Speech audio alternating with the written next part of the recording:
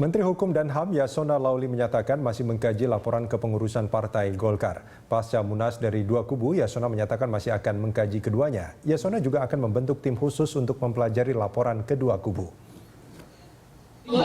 Kan baru diterima, belum dipelajari. Yang udah masuk kemana-mana aja, Pak? Yang udah masuk dari Pak ARB tadi. Saya sudah terima ya, saya sudah terima tadi. Ada Pak ARB, ada Pak Irdus Marham, Bambang Susatyo, MS Hidayat, Nurdin Halid, ya.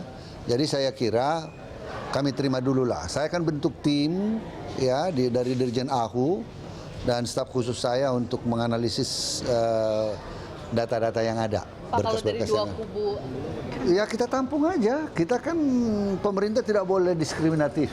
okay. Ya kita tampung aja. Tapi soal mana yang benar, mana yang tidak nanti kita lihat. Akan ditampung oleh Kemenkumham, kata Menteri Yasona Laoly. Pak Tohari, sebetulnya kan sebelum kasus Golkar ini juga pernah kejadian P3 misalkan dalam waktu yang belum lama. Nah itu kenapa perlakuannya berbeda? Oh tidak berbeda.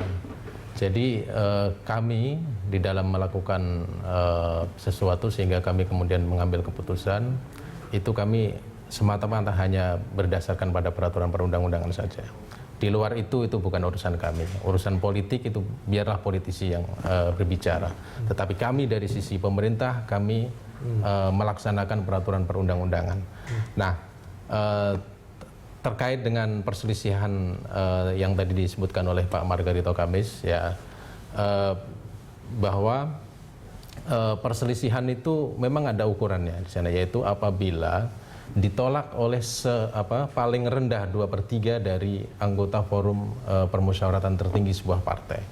Itu adalah satu-satunya hal yang kemudian bisa membuat menteri tidak mengesahkan permohonan pendaftaran kepengurusan partai politik. Nah, cuman kan untuk mengukur kemudian ada nggak 2/3, ini tentu kami butuh waktu. Nah makanya Undang-Undang Partai Politik memberikan jangka waktu untuk kami kemudian bisa bertindak secermat mungkin tanpa kami melanggar peraturan perundang-undangan. Iya, 2/3 itu kalau di undang-undangnya 2/3 suara pada Munas atau peserta forum permusyawaratan tertinggi. Jadi ini tentu kan tidak mudah. Misalnya kita bisa lihat ada klaim dari kedua belah pihak kan. Ada yang mengklaim bahwa 100% hadir di dalam forum permusyawaratan yang dia helat. Tetapi di sisi lain ada yang bilang ada 290 sekian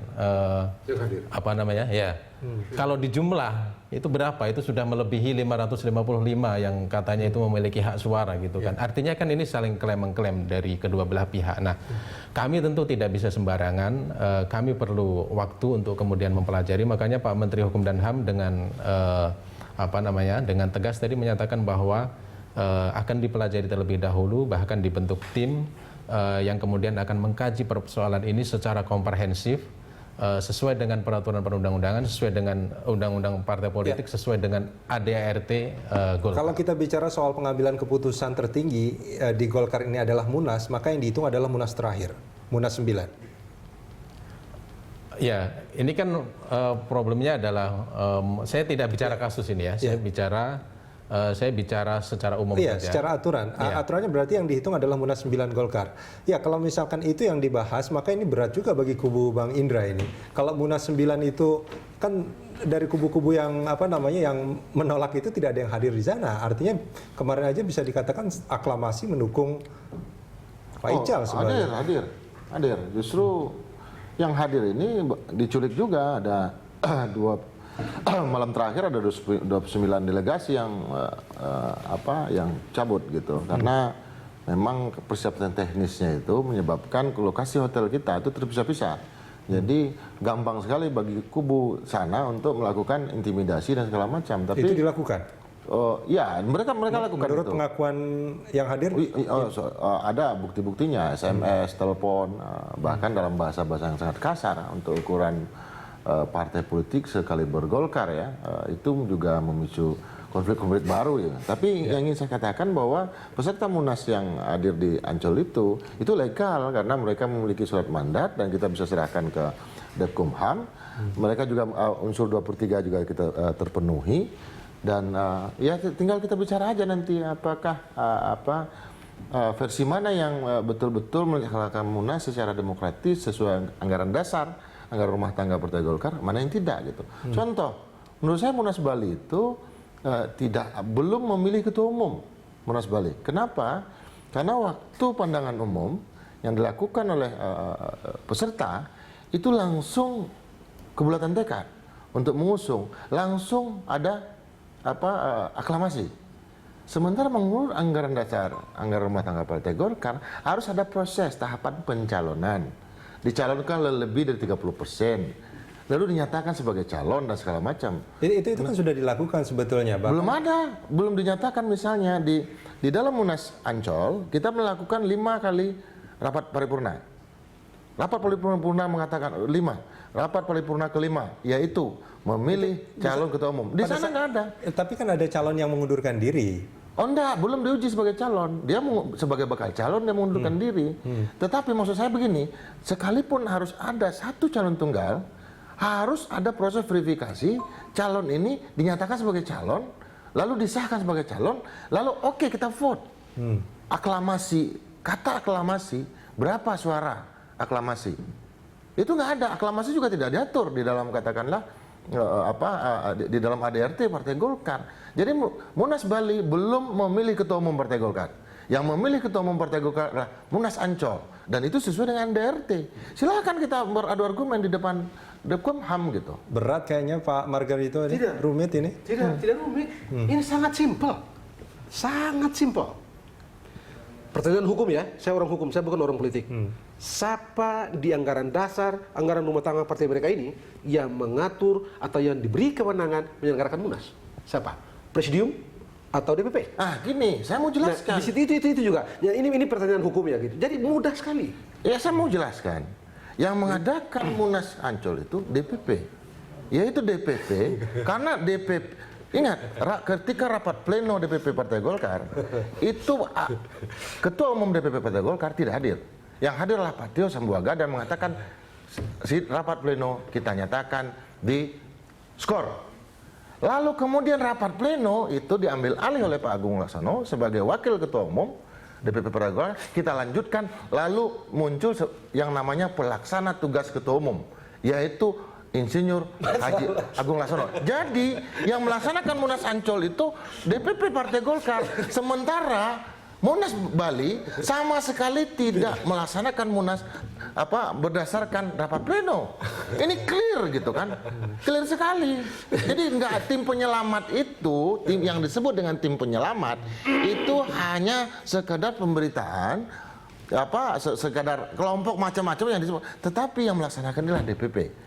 Artinya secara hukum ya, masalahnya adalah apakah rapat-rapat itu tidak ada dasarnya hukumnya begitu. Artinya setelah rapat pleno DPP itu diskor, ya, rapat selanjutnya itu apakah ada dasar hukumnya? Itu maksudnya. Itu satu. Yang kedua, tadi soal mandat. Bagaimana cara mandat itu keluar? Saya orang hukum, saya bukan orang politik. Bagaimana caranya mandat itu keluar?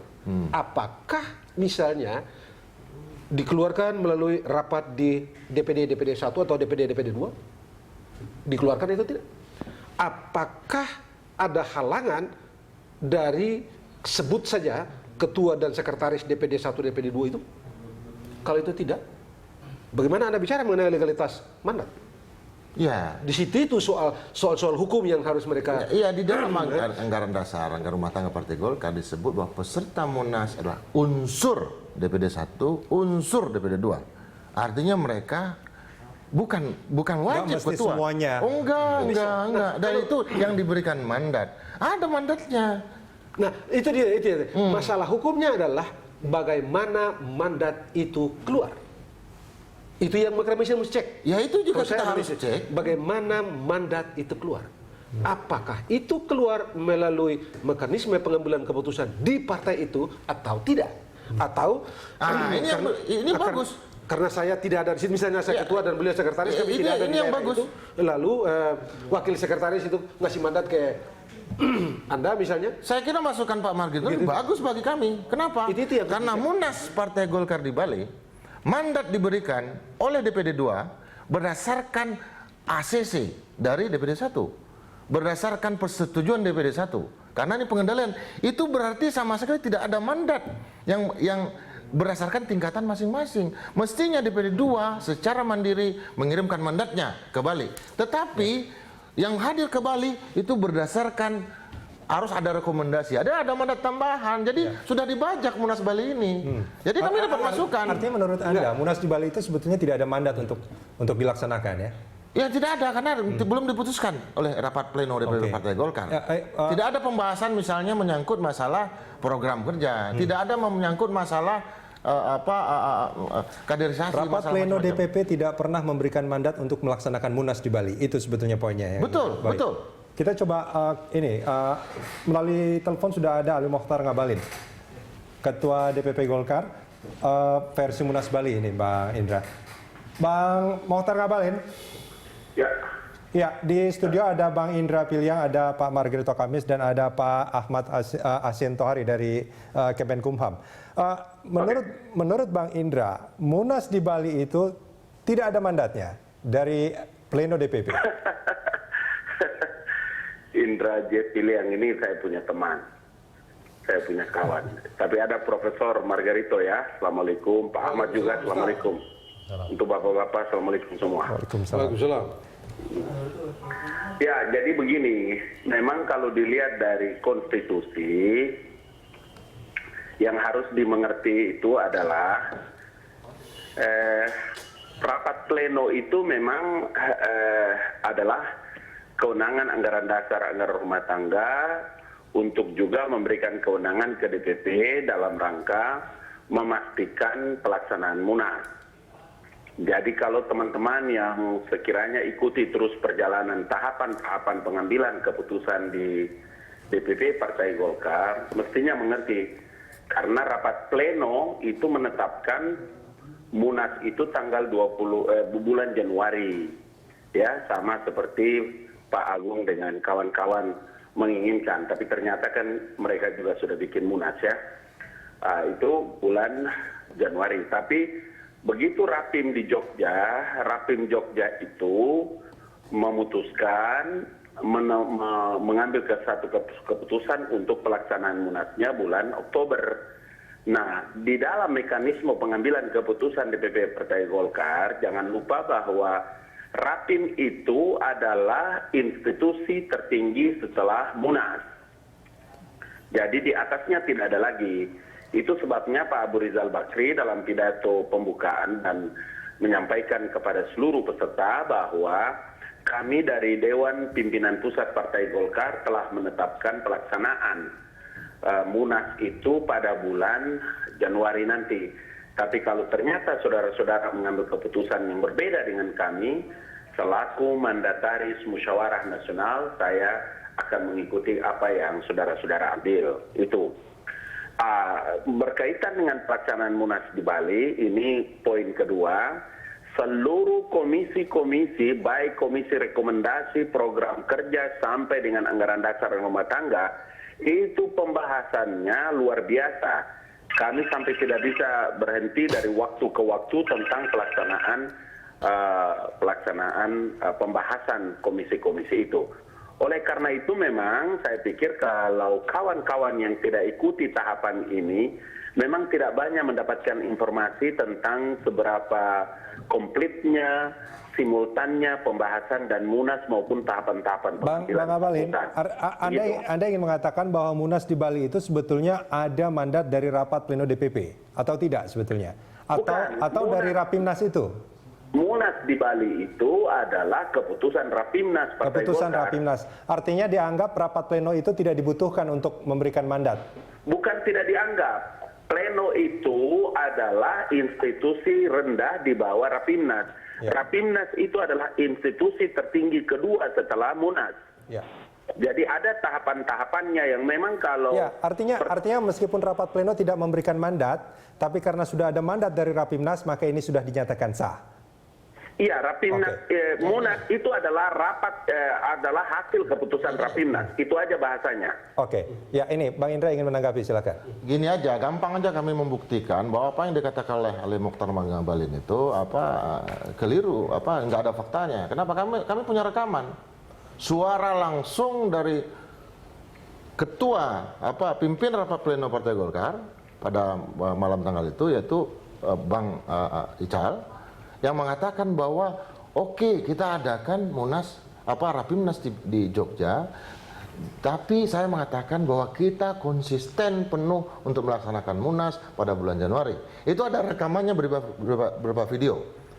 Ya, kenapa kami merekam ya? Karena mungkin kami lebih siap ya untuk hal-hal seperti itu.